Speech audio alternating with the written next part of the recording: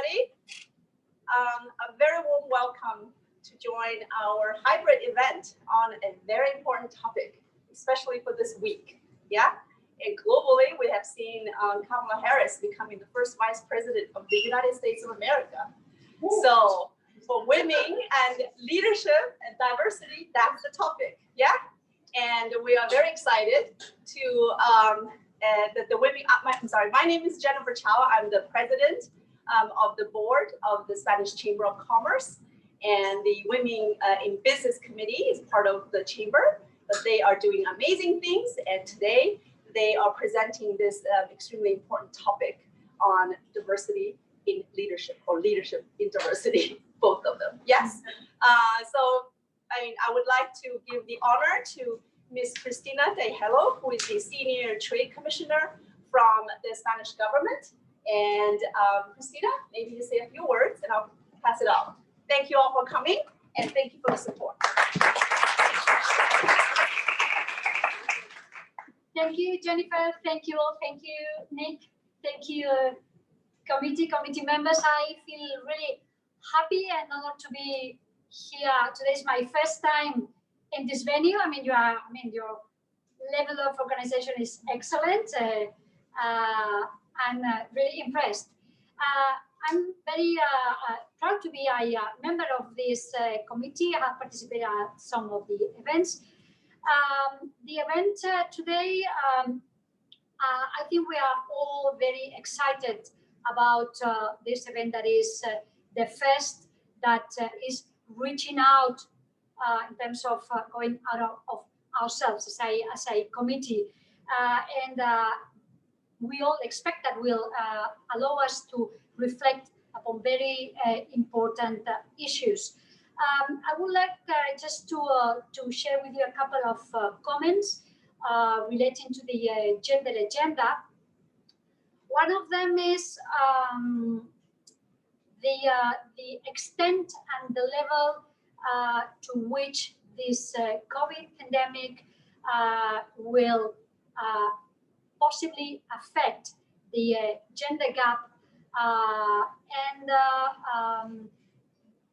the extent to which we have to increase the efforts that we deploy both within our homes, our families, and also in terms of the wider relation towards with our working environments and our companies. The working environment is very much affected by this COVID pandemic, and is affecting also the gender gap and the gender differences. We think. I am very much persuaded that we have to reach out further. Not only towards the like-minded organizations in Hong Kong, but also with regard to the wider region, involving our companies, involving the way our companies work in the region, and also taking into account the policy agenda that is part of the policy of the government of Spain. You know that the gender problems rank very high in the policy agenda of our government, and in this sense, the work of the Chamber of Commerce, the work of the Women in Business Committee of the Chamber of Commerce has the full support of the Trade Commission, and not only institutionally, but also for sure personally, in terms of my involvement, that you can, of course, count on as much as I possibly can. So thank you very much. I don't want to take more of your time. The important thing today is to listen to our speakers. Thank you for inviting me, and we'll have the opportunity to talk further at the end of the conversation. Thank you.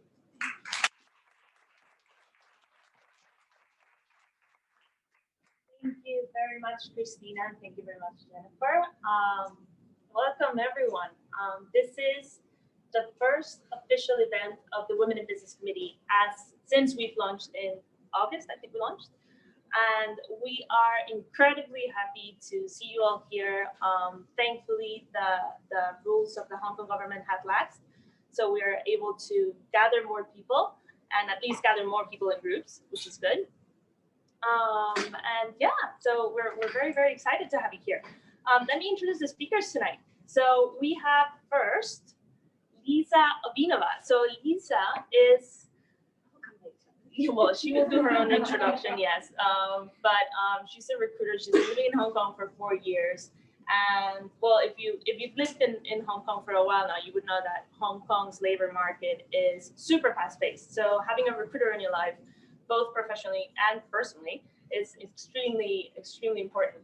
And she's here to talk about diversity and inclusion, obviously.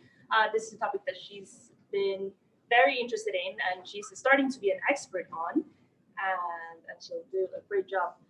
And we also have Jennifer. Jennifer Woollford is the founder of Neon Leaders. She used to be a global marketing director in Mars. And I actually met Jennifer 2 years ago through the Women's Foundation here in Hong Kong. She gave a workshop very similar to the one that we're going to do later here. And I can promise you it impacted my life back then, and I can't wait to have it. No pressure. I can't wait to do it later again. And that's it for my part. I wanted to be very brief. Liza, welcome.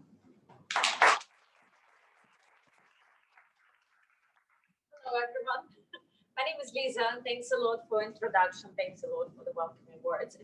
It's a big pleasure and a big honor for me today to be here, and obviously to talk about something which is deep inside my heart, deep inside my soul. As Laura has said, I'm a recruiter, and I have been a recruiter for 8 years.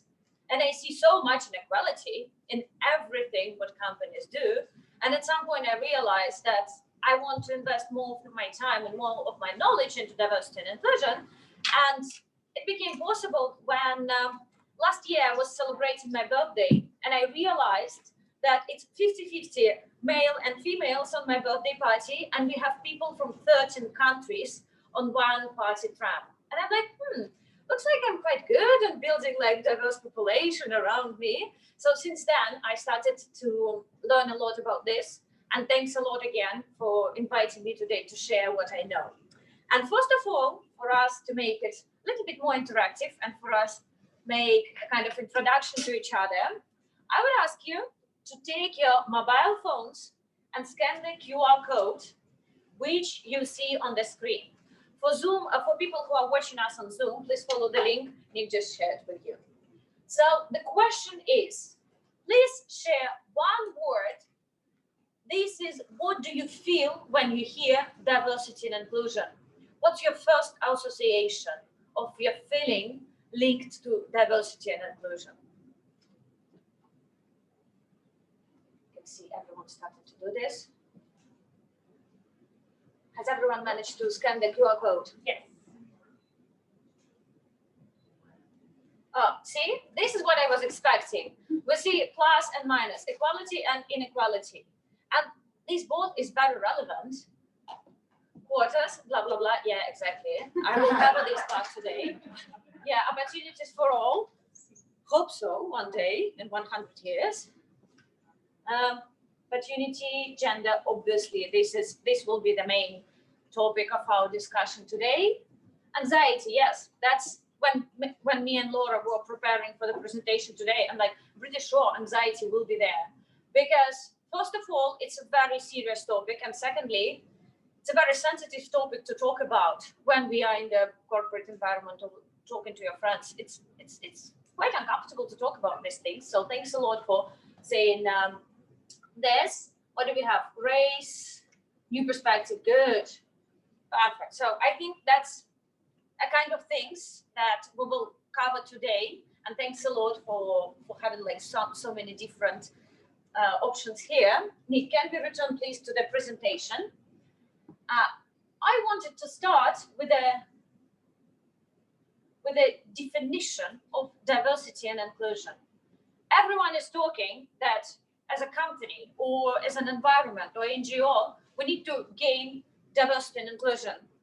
But I spent enough time reading, and it doesn't work like this. And recent McKinsey research shows that there are 5 elements you should be investing in, and consequently, you will get into diversity and inclusion. First, it's diverse representation. If you don't have diverse representation, we cannot talk about diversity. And we need to talk about leadership accountability. If the manager is not interested in having the diverse team, it wouldn't work. So these 2 elements will give us diversity. And as my very close friend is saying, diversity without an inclusion is a zoo. So to leverage the diversity, we need equality, openness, and talking about openness, we should cover that openness consists of 2 different parts. One, it's transparent policies, transparent career progressions, transparent promotion ladders, everything. And second part of openness is that I am, as a member of the society, feel confident to talk open about my ideas. And the last thing is belonging. This is why you're all here, because you belong to this society. And this is why you're ready to invest one evening of your life to participate in this. Without belonging and feeling of this, you wouldn't be here. So these 3 elements gives us inclusion, and developing all these elements will eventually lead to diversity and inclusion friendly environment. I know, like, blah, blah, blah, that's what we heard just now. To be very specific, I want to share 2 examples. Imagine a classical corporate law firm. Everything is so fancy, white collars, super sharp. If you will look at the panel of partners, most of them, they will be white males. So imagine the situation, they need to choose the associate who will be assigned to their next project. They will be choosing someone who went to the same school, plays golf in the same club, has the same interest, is from the same city. What does it lead? When it's about the promotion, who got the best experience, who worked on the most complicated projects? White males again, because they're similar. So one US business, 5 years ago, they decided, like, okay, let's try it differently. Let's do something else. They decided to do a speed dating for associates with the partners. Before assigning an associate to their project and to choose someone, they needed to talk for 10 minutes with 10 different people. And HR people ensured that this panel will be very diverse. As a result, partners came and said, I'm sorry, but it was such an eye-opener. I didn't have a chance to talk in deep with these people, and that helped the company a lot, also like in getting the diverse teams. But the outcome was that they gained much more clients, because client has seen Black representation and female representation and LGBTQ community representation in the lower teams working on the project. And second, my favorite example, if you think about the classical orchestra, it will be mostly male. Surprise, it will be mostly male. And for years it was told that, oh, you know, men just don't play music instruments better. And Boston Symphonic Orchestra said, okay, let's try something new. They took a huge curtain like this one and put it on the stage and made it non-transparent. And the jury is sitting in the room, and they do not see who is playing. They don't see the gender, they don't see the age, they just listen to the quality of the person is playing. By 2 years of doing this, they increased by 30% the number of female members in the Boston Symphonic Orchestra, just by doing blunt rehearsals. These 2 examples show us how much biased we all are. And growing in the current society, that's nothing bad about this. It's just acceptance that we inherit all these biases. And thinking about these examples, it would be very useful for us sometimes to ask ourselves the question saying, oh, is it like the only way that it could be? 4 questions there, which are quite popular, as if for females. Oh, you're being dramatic, you are overreacting. What is she trying to say? What are you ladies gossiping about here? And who will hire the candidate with the best skills and the knowledge? Please raise the hands who has ever heard one of these phrases in their life. Thank you. And what is this? This is microaggressions. Because with strong diversity policies and so on, no one being like, no one wants to have go against females in the business. But these are tiny little micro invalidations, which we can describe like the bite of an insect. If you get one bite of the insect, it doesn't matter, right? You're fine. But if you're constantly getting these bites, you want to have a spray and get rid of this. So these tiny little misvalidations make women much less comfortable in the workplace. What is she trying to say? Please, let me talk. I know what I'm trying to say. If I will need help, I will ask you to help. We will hire the candidate with the best skills or knowledge. This weekend, as we all know, Kamala Harris became the first vice president of the United States, and I was extremely happy about it. And I went to Facebook to read the comments about this. You know what men are saying? They are like, but is she capable to do the job? Everyone is just talking that she is a racial minority or she's female, but actually is she capable to do the job? If it would be any white male, as it has been like all these years before, would anyone ask this question? So please, yeah, let us talk and let us be who we are. We are capable. Here are some gender tracks and some important points which all of us can see in the working environment. But what is critical is the first promotion to the managerial level, because historically, racial minorities and females were considered as service, as support. And it's very normal for the society to accept us that we are here to help, and at some point we leave to maternity. And this is very normal. But trust me, you are ready to become a manager. Claim that you want your first promotion or second promotion, or talk to the females in your environment and say, you can do it. If they cannot, you will help them. Second is a pay gap, which is a huge thing all over Europe and the whole developed world. And how can we do it? It's fun to hear this from the recruiter, but please work with recruiters. We can help. We know how to negotiate, and we have our own agenda to create like diverse pools, so we can help with the pay gap. Next one is you are the only person in the room. Imagine the situation when it's a board of directors with one female and 8 males. It's you against them all. For the woman to be in the board of directors, it's really hard because they want you to consider as friendly. But once you start to push something, you become aggressive. And this is why it's constant balance between smart and friendly and aggressive and so on. So it will be very much helpful if minimum 30% of the population will become like representatives of one minority. Women during the COVID-19, thanks a lot, Cristina. That's actually what I wanted to say, that every 5th woman in the world from the middle management wants to resign these days. And it means that in 5 years, we wouldn't have senior female managers. And it means that we can jump back 10 years, or even 15 years with a female representation in the management. Men consider diversity and inclusion as a zero-sum game. They think if the black person takes the place in the Ivy League university, it's a place which should have been given to the white male, but has been given to someone who is black, for example. Or if the female is promoted to the senior director, it's just because she's a female. It's not a zero-sum game. We develop all together. And men over speaking women, this is my favorite one. When you're sitting on the meeting, you propose an idea, and they're like, yeah, okay. And in 20 minutes, someone else is like, yeah, you know, there is a great idea here. And they say exactly the same as you said. Yes, exactly.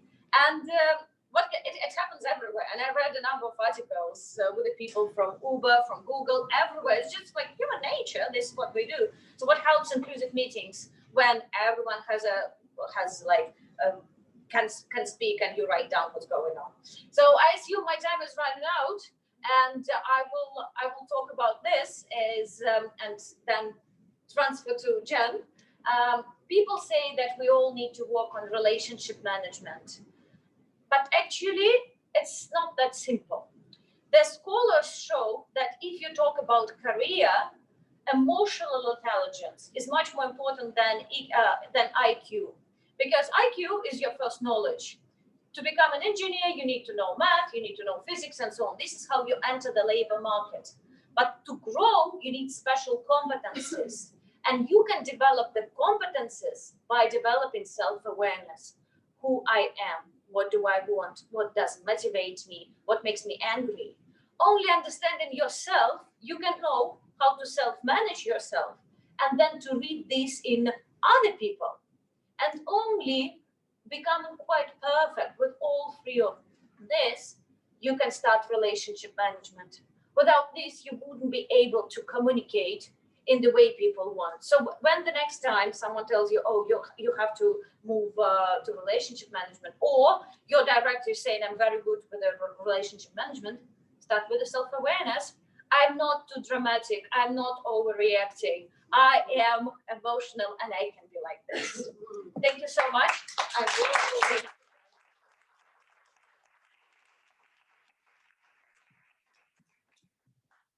Thanks, Liza. So I'm going to build on some of the themes that Liza already talked about and move the conversation on a little bit into why diversity is so important. So we spend a lot of time talking about it, and quotas came up earlier in the Menti around something that springs to people's mind, that sometimes diversity and inclusion can get quite focused on how do we achieve the level of representation that we're looking for. And it's important to remember that quotas are the scoreboard, they're not the game. The game is how do the businesses that we work in and the societies that we operate in benefit from having more diverse representation. And there's a lovely example about the power of diversity, which I thought was very appropriate to share with this group of people. So two very well-loved brands up on the screen there.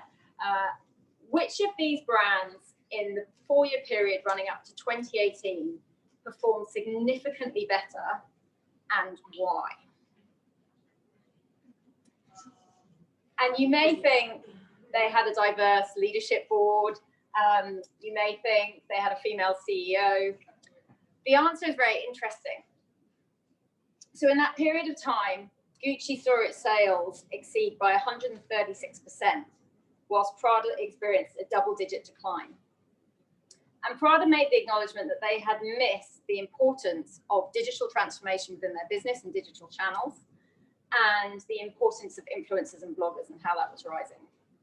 Gucci, meanwhile, had adopted a shadow board of younger people who were discussing exactly the same issues that the management board were discussing, and they were regularly interfacing with the management board, and they were being listened to, most importantly, and that's where it comes down to inclusion. And as a result of that, they were able to respond to trends in the market that they otherwise could quite easily, as one of their key competitors did, have completely missed. And that's why diversity is so important. It's not just about what people look like sitting around a room, but it's about the perspectives and the experience that they can bring to that discussion and how we can ensure that those voices are heard. So we all entered a workplace where very much we were entered within a defined operating system within which we needed to conform. And that played out in various different ways. The Industrial Revolution gave us fixed places of work, fixed hours of how we worked, fixed retirement ages, which we still see in many places today. The airline industry is one, Cathay Pacific, whereby the pilots have to retire at a certain age, drives people into a very focused period of time within which they need to develop their career. And beyond that, it can lead people to still have a very fixed mindset around the period of time within which we have to develop our careers. And the perception around what makes business successful, and shareholder supremacy being the core of that, drives this kind of wealth and status importance and external references of success as to whether or not we are achieving as businesses, whether we're creating value for our shareholders and as individuals, whether we're creating value for ourselves through the status and wealth that we're able to accumulate. And again, we're seeing things start to change. So around fixed hours, I like to tell the story of how when I joined Mars, which is an incredibly progressive company in 2002, one of their key principles is mutuality. So because we worked in the office above the factory and the factory workers all had to clock in and clock out at the end of the day, as office workers, we also had to clock in and clock out at the end of the day. And if you were late, you lost a portion of your salary, which was called your good timekeeping bonus. Now, thankfully, in the period of time which I worked for Mars, that policy was removed. But it goes to show until how recently, and even in a very progressive company, there was this very fixed mindset around hours within which we work. In terms of linear career paths, we are definitely starting to see change here. So future of work experts agree that our generation will likely experience, on average, 4 different types of careers over our lifetime. The period of time within which we are going to live is increasing. And most likely, people who have been born since the turn of the century, over half of those people are going to live to over the age of 100. That means no longer can people retire after a 30 or 40-year career. People are more likely to be working for 50 or 60-year careers. And in terms of references of success, the world again is changing. And the Business Roundtable in the US just last year came out with a new definition of what the role of business was all about. It's not only about shareholder value anymore, but it's also about the broader impact on stakeholders and the communities within which businesses operate. So things are starting to change, and we're starting to move into more of a flexible operating system, which gives people much greater freedom rather than conformity. It can play out in terms of variety of locations, in terms of where we all work, and obviously we've seen a huge acceleration of that over the course of this year due to COVID. It can give people much more flexibility around the hours within which they work, can lead to much more potential for non-linear career paths. So rather than the need to follow this very structured ladder, that people have got more time to build and grow their careers in different ways. And as a result of all that, it changes things to different kinds of references of success, and we can become much more internalized in terms of how we think of our references of success, which means we're more values driven rather than purely thinking from a more societal expectation of what we previously had as notions of success around wealth and status. And those, of course, can be very important to people and are very good measures of success as well, but they're often not the only measures of success. And as we think about operating with greater flexibility and with greater freedom, I get really excited about the potential that this creates to bring greater diversity into business and into leadership teams. Because rather than a system whereby we all feel the need to conform, and that's not only conforming in terms of the way in which we work, but also in terms of how we think and how we think we should be expressing our views and our opinions, and those views and opinions we should be having within corporate environments. It enables people to be much more authentic in terms of connected to who they are, and therefore the values and the perspectives which they bring into the workplace. And Liza talked about the importance about how we create workplaces where those opinions can be expressed freely and inclusively. So when we think about understanding the power of diversity, and then we think about this potential for greater freedom that comes with the flexible workforce that we're starting to move into, it really raises the question around how do you therefore make work for you? Because if we all want to be the generation that really breaks through in terms of the diversity, and in the case of this group, the female diversity that we can bring into the workplace, the really important thing is that we bring that, excuse me, with true authenticity, so that we're able to leverage the power of the diversity, the different perspectives and experience that everybody can bring into those groups. And it's interesting that research has shown that the longer that women spend within the same organization, the more that they feel that they don't fit within that organization, because they have increasingly shaped themselves to conform to the expectations of how they think they should operate within an environment. And therefore, as time goes on, they actually feel increasingly disconnected from that environment. So authenticity is really, really key. And these are 3 stages of careers that are mapped out by a female professor in the US. And she talks about female careers through 3 lenses: the launch phase, this then extended mid-career marathon, and at the final stage, the executive transition. And I really like thinking about it in this way, because I think the analogy of a marathon in the middle is a really, really valuable one. Because marathons are all about people running the race that they choose to run, and running it in the way that works for them. So all of us would enter a marathon with different tactics that suited us and was going to reflect best on how we were able to perform. We would also all enter with different metrics of success. Some of us would have specific times that we wanted to achieve. Others of us would want to travel to a certain location in order to be able to do it. Others would want to raise money for charity. So everybody has their different motivations. Everybody brings their different approaches. And what that enables people to do is to approach it in a sustainable way. That means they can successfully build their career throughout that marathon phase in a way that's going to work for them, and that they can be authentic in what they bring back to the workplace and really leverage the power of that diversity. And the reason that that's so important, and what this study found, is that a lot of women, even when they get to the executive transition phase and they've got through that mid-career marathon, and there's a lot of other obviously context within that around it's the time when we're all having children and we've got more elderly parents and there's an enormous amount of things going on within our lives. And women were reaching this executive transition stage, and at that stage they were deciding to leave the workforce because they were saying, I don't know why I'm here, I don't feel connected to what I'm doing, and I think I want to leave and do something different with this final stage of my career.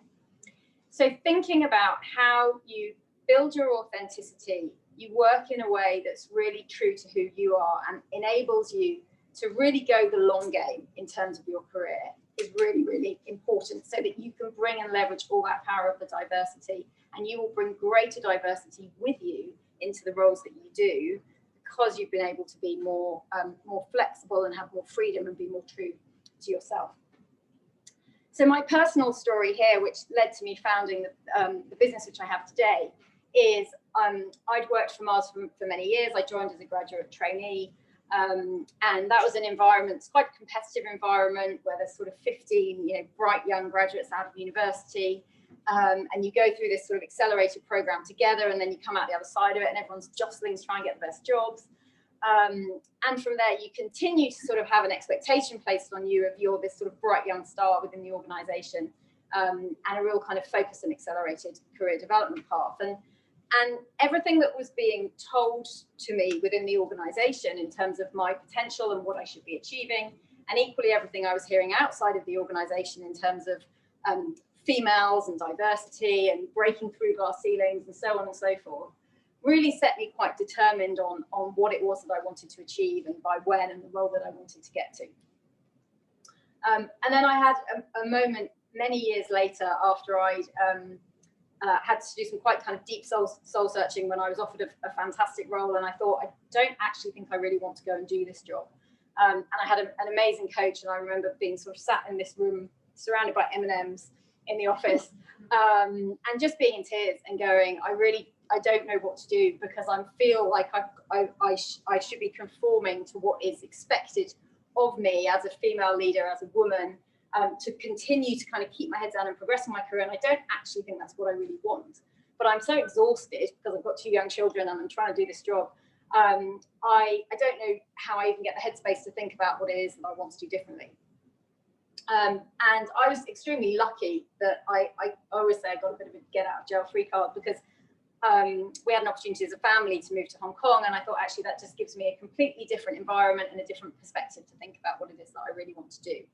And when I came here, I developed through the Women's Foundation and some of the work I did with them, a real passion for non-linear career paths, and working myself at that time as a consultant. So I came here, I took 6 months of doing nothing, apart from looking after the children. Thought that was really hard work and I needed to go back to work. But having worked for so long for one business, I thought actually what I'd really love to do is to do consultancy work and go and work for lots of different companies and industries and work out what it is what I want to do next and where I want to go. But what I realized in that time, even though I felt I was hugely building my diversity, I was becoming far more authentic and true to myself and who I really wanted to be. And I was working for different companies and different industries and getting great perspectives from that. What I found what I was doing when I went out and I talked to people in business, or I talked to headhunters, no offense to Liza, it was actually exceptionally undervalued what I was doing, because there still remains this prevailing perception that if you're on the corporate career track, you're in, and if you're taking time away from that, even though I was working incredibly hard and being quite successful in what I was doing, that somehow I'd leaned out, stepped out, dropped out, wanted to focus on my children. And I thought this is a real problem for female diversity in leadership, and in fact for diversity in leadership at all, because there are men who equally sometimes want to work in different ways and don't always want this conformity to this linear career path. So Neon Leaders came from this, and Neon Leaders as a business is all around, it's a collective of people who want to work outside of corporate life for a period of time, senior leaders who want to do meaningful work, and we work with companies so that they can get very quick, flexible access to that talent for strategic transformations and projects and so on and so forth. But it enabled me, that stepping out of that kind of conformity and that place that I was operating in, it enabled me the time and perspective to think about how could I be really true to myself and what really mattered to me and those values, and build that into my career path. And coming back to the future of work experts talk about 4 different careers, I'm on career number 2. And if I work until I'm 80, then I've still got 40 years to go for careers number 3 and number 4. So how do we move forward was the question that we put on the billing for tonight. And I think there's one kind of really key message which comes out of this. So we said the first question was actually what's holding us back. And I very strongly believe that what's holding us back sometimes is this feeling that we need to conform and we need to fit within a certain way of how we operate within business. And the challenge within that is that workplaces, to many extent, have been designed for a certain type of individual, and that individual is often a white male.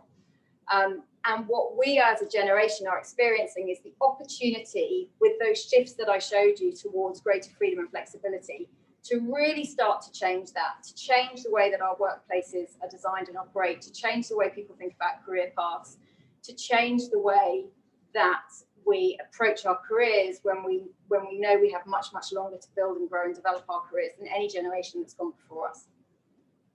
So how we move forward is really around the role that we all play, women and men, in thinking about how we can all be true and more authentic and push our workplaces to help be more accepting of the different opinions that people bring into work, the different ways people might want to work, the different ways that people may want to build their careers. And that flexibility and that agility and that freedom, I believe, is really what can help move leadership diversity forwards. And not just diversity of what we all look like sitting around the room, but the diversity of thought that anybody can bring into those types of forums.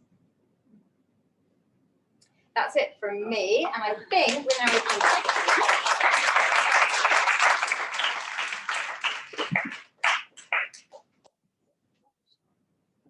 So Laura's going to help us with moderating some questions. Yes. So we've got a couple of questions in Zoom. We've got one. How do you raise awareness within male-dominated industries that there is a glass ceiling and that more diversity is needed within management? I had an opportunity to read the question before, so I will prepare. A little bit of cheating.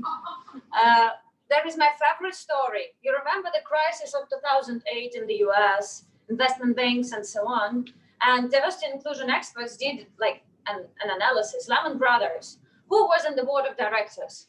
Copy-paste men. They all were the same. They grew up in the same environment. They went to the same school. They play golf in the same place. They know each other's wives and lovers and everything.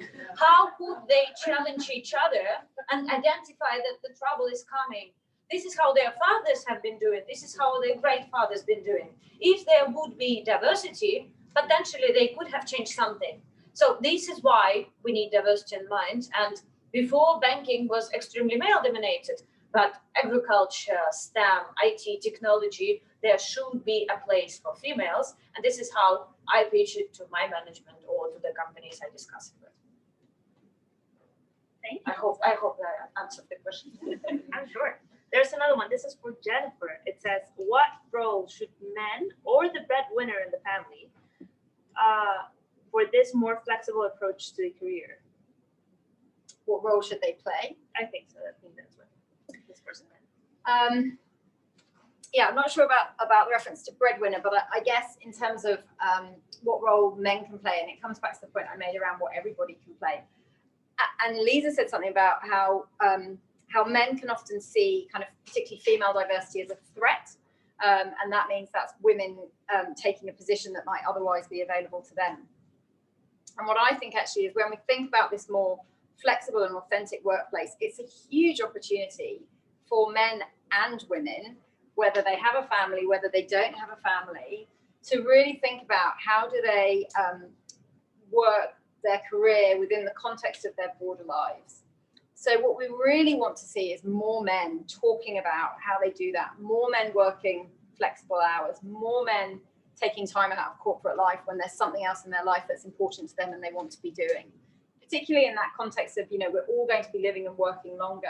These golden years of retirement of old just won't exist anymore. The reality is we have to bring the things, the fun we want to have, the things that really matter to us into our lives today, and really see it as we're in for that long run over the next over a 60-year period of time. So the more that men can talk openly about what they're doing as well, and I have around 3 men at the moment working with me as well, out of a team of about 8 people. It's just as relevant for men as it is for women. I have another one for Liza. As you have mentioned, there's a huge inequality in the recruiting world. How would you recommend to approach the salary discussions to try to reduce the gap if you're already limited by your current salary? So first of all, just a quick fact, when the female candidate approaches the labor market for the first job, she takes the first job offered. She's like, oh, great, I've got an offer. Statistically, male is like, I'm not sure. Jack just got that. I'm not sure, is this cool enough? And they start to negotiate. So it happened, especially 10 years ago, that female start with lower. Then what happens later, that males are like, I don't feel very much valued. I think I should switch the job after 2 years. I'm a male. I can find job everywhere I can do. And then they switch job and get 15% increment. And after 1.5 years, they get 15% increment on top. In the meantime, female stays in the same company, wants be secured, wants belonging, and so on. And this is where we get the pay gap. And now coming back to the question, first of all, what the recruiter will always ask you is like, what's your current salary? And then they start talking to you, that's what I do, about the reasonable increment on the market. But it's not the case anymore. And it's like, you need to do your own analytics. And what I can recommend here, there is a website called Glassdoor, where you can find all the salaries for a certain level of experts. Okay, maybe you wouldn't get exactly the same, but you can jump at least above 15. And then you can make a strategic move to change the company after, not 3 years, but after 1.5 years and get more money increment. So this is why I say that to diminish the gender gap, you need to work with career consultants who will be taking this as a 5-year strategic plan. It's a really hard world, but it's manageable. And then we have another one, which I love because we've been talking about this for a while now. We talked about this in the book club session that we had last month. And it's for Jennifer. Can women have it all? I love this question. Yeah. So my view personally is a yes, but not all at the same time. And I think where we set ourselves up to feel like we're failing all the time is when we try and do everything at once. And what does often happen, which is a struggle for women, and it's a struggle for men who also want to play a more active family role, is that the acceleration of our career often tends to hit at the same time as we start a family. And potentially that can also be the same time as we may have other challenges on our lives in terms of our parents, or we have friends very good friends who may get sick, or we may start to experience mental health issues as well. And so everything kind of piles in on top of each other. And what we often tend to try to do is to get our head down and keep pushing on and keep going through. And I think, as I've said several times already, this changing our mindset around how long we've got in terms of our lives and our careers, and sometimes, and the workshop session we're going to do will come on to that, thinking about what's our real priority in a given year? And that doesn't mean going, you know, my real focus this year is I've got a child transition to secondary school and I want to really be available for them. That means I'm going to stop working. No, but it might not be the year that you want to go for the big promotion and you want to train to run a marathon and you want to become, you know, cordon bleu chef. So it's thinking about how do you phase your priorities in your life so that you can do everything that you want to achieve, but you do it in a way that's sustainable for you. Thank you. We got one last question. How can we educate companies better about flexible talent being positive in terms of diversity of thinking, as it looks like it's going to be the future from now on? Say again. Yeah, I'll read again. How can you educate companies better that flexible talent is positive in terms of diversity of thinking? How can you do it? So I guess there's two kind of approaches in. One is around flexible talent in terms of people who are employed within an organization and who want to work with greater flexibility. The other is around people who want to work flexibly outside of roles, but similar to the business which I have and tap in through consultancy approaches. And that is the second one, that is a hugely growing industry. And businesses are really starting to get clued onto this idea of open talent and appreciating the fact that there's a business benefit to it in terms of the flexibility and the agility and the efficiency that comes through working with talent in that way. And there's a diversity benefit through the different lenses of thought that they get coming into the business and that real kind of injection of that can help to move them forward. In terms of flexibility of talent within an organization, wanting to work with different hours and so on, I honestly think the main way to do that is around retention, because talking to businesses in their language, and that's something a lot of companies will be focused on, is retention of their talent, helping people to realize that that's a way they can retain more diverse talent within their organization. And there are many statistics out there that can help to show that as well. It is a way to do it kind of talking with their language. And then I think what you need is role models and people who are out there and who are doing it to really talk about their experiences and what they're doing in that flexible time and how they're bringing that back and applying that back into the workforce so that the company can start to see role models and case studies and examples. Thank you. I also wanted to add to this, to what Jen just said. What really works is just threaten them. That if they wouldn't have diversity, they will lose money. Because what is business doing? Earning money. If you say, if for example, you have a great female candidate and you need this person on board, she's like, okay, what's your D&I agenda? And they're like, oh, D&I, we have everything and so on. Will be launched in 3 months. She goes to LinkedIn and everyone is male. She will never accept the offer because as a great professional, she can choose. So letting go these candidates to the competitor means potential losing money for the company.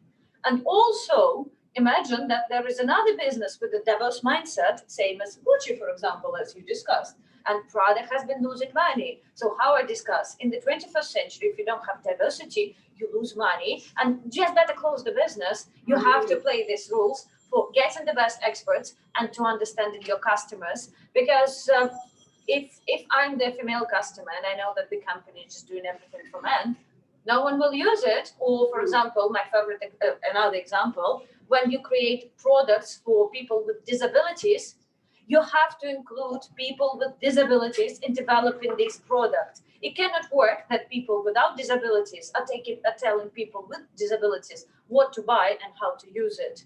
You need representatives of the population to talk with this population. Otherwise, you lose money and you close the business. All right. Thank you both. Do we have any questions here? No? I have one. How do you track inclusivity in your company? How do you measure it? And once you have it, how do you track that it's increasing? When you will have very good answer to this, I will become a millennial, because that's the biggest question. That's the biggest question for everyone. What really helps is you can track the rate of people who joined the company, who have accepted the offer. Secondly, you can see the number of promotions of representatives of the minorities, how it works, and for how long these people stay in the company. Obviously, anonymous questionnaires and how do people feel about this. So it's all about KPIs, but KPIs not for the sake of KPIs. It's more about internally to create this openness. But it's quite easy to see if female stays with the company for 5 years and she hasn't been promoted, and male has been promoted twice, you have problems with inclusivity. Yeah. Thank you. All right, that's all good. I have a question for you. Do you think, because from my point of view, diversity is different in Europe, America, or in Asia, not only the way that we approach diversity, but the definition of diversity as such. Do you think, we have this awareness as a global company that we need to understand the different in different locations, what does it mean for the population, what the definition of diversity is, and what's going on? Because as a global company, some people put a lot of effort on diversity in America, for example, and obviously they did this big campaign about Black Lives Matter and so on, which probably is not relevant for Asia, but global companies, maybe they don't have that vision on the difference of this. Any of you? So it's a big question. Yeah, I mean, I think I've been in various conversations over the course of this year about Black Lives Matter. I think it's a really good example that you raise, because it for a lot of organizations within Asia, it's not been a relevant conversation for them to have. And I think hopefully global organizations are sensitive enough, and they've got the right people sitting in regions to be sensitive to what is it around diversity and inclusion that matters within this organization. Equally, LGBTQ is far more developed in certain countries and regions than it is within others, and in others it is not even talked about. So it's a much bigger journey to go on. So I think it's really important that it's owned at the leadership level within countries, and that you've got people who are talking about how do you make that conversation relevant. So a client of mine who took the movement around Black Lives Matter, because everybody's very aware about it globally, and used that as an opportunity to talk about diversity and inclusion within their business and how were they performing. So I think you've got to be sensitive to what's happening globally, but you've got to make it relevant for your business within the local market as well. I think here in Asia we have another problem, like Black Lives Matter is not that relevant. However, we have a huge problem with Indian population in Asia, and there is a lot of racism linked to this, and a lot of companies, and I've seen terrible severe examples that people from India, exceptionally educated, extremely talented, and one of my clients once said, like, yeah, we want that cheap Indians, because their salary expectations are much lower compared to Hong Kong. So they get them as a cheap labor and then use them. This is another type of racism we should fight in Asia, and that's what I'm addressing. We have our different type of thing. And also my friend is a Black French person, and he was hired in BNP Paribas, moved to Hong Kong. Oh, we want you so much, and so on. In another very discreet conversation, he told me, you know what? I feel every single day that I'm here just because I'm Black, and they had the KPI to bring a Black person into the room, and I cannot be myself. I don't think that I'm valued for my work. I think that they're just doing their agenda. So it's such a sensitive topic, and thanks a lot for asking this. Yeah, I'm totally agree with you in a sense as well. We have a lot of conversation about diversity and inclusion on my work, and I find leadership, and I bring this to the table all the time. But one thing that I say as well is I don't want to hire a woman just because I have another tick-the-box woman, and I will be really disappointed if the company hired me only because I'm a woman, or if I want someone to hire me because I'm the best candidate. So we need to be a little bit careful on that line, and not crossing my line only. I hire this person to tick the box. I hire this minority to tick the box. Obviously, they need to be the best candidate, but we need to be open to all these candidates to have the best options on the table for sure. So Yeah, and I mean, I used it earlier on, the expression of the quotas are the scoreboard, they're not the game. And I think sometimes we can get overly focused on the quotas, and they're no doubt they've been a help and they've been an enabler. You know, we've seen that with the 30% club and what they've been able to achieve.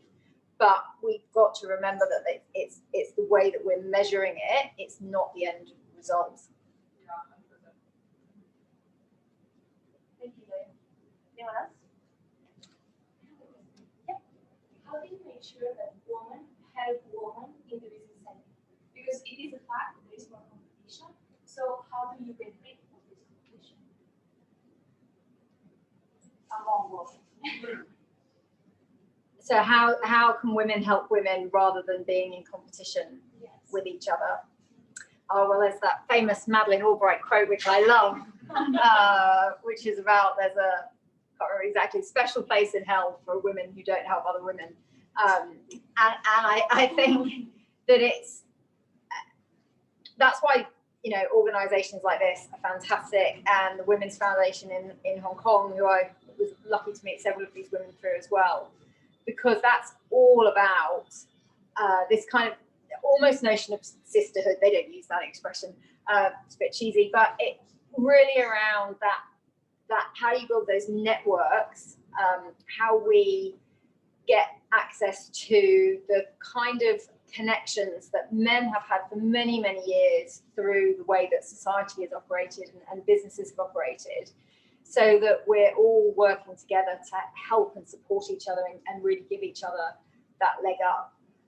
And I think that's just kind of part of the core about who a lot of women are. And I think particularly when these kind of groups, you're never finding anyone who's here to be competitive with each other.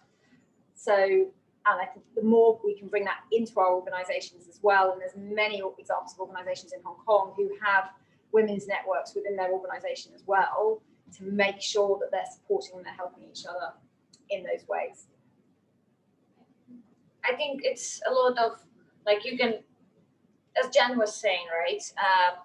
For females 30 years ago, to be successful in the business, you need to act like a man. And for them to say, yeah, you're one of us. Okay, you're wearing the dress, but you have the same mindset. Being a woman allows you to stay a woman and do whatever you want, or be it transgender or gender fluid or whatever, LGBTQ community. You bring your true yourself to the room. In only having your true yourself in the room, you can ensure their diverse mindset, new ideas, and so on, because otherwise it doesn't work. And then you go to this woman and say, you are very inspirational. There are 3 other people all over the world, 3 females, who are looking for your advice or your mentoring. And this is how you start developing the mentoring and sponsorship programs. Because again, what Jen was saying, money is not all the things. The feeling that you helped someone, that you managed to support someone, that you leave someone after you have advocates for the same reason. It's a big, big thing. And a lot of women value this in the environment. So yes, helping other women's like mentorship and sponsorship programs can help. Yeah. Thank you very much. I think we're going to end it here. Let me go in here with you. We will need to see that for everyone in the Zoom session, thank you very much for joining us. We're going to go into the workshop now. I hope you enjoyed it. If you have any more questions, just email us, and we'll be very happy to reply to them. Thank you very much. Thank you so much for joining us.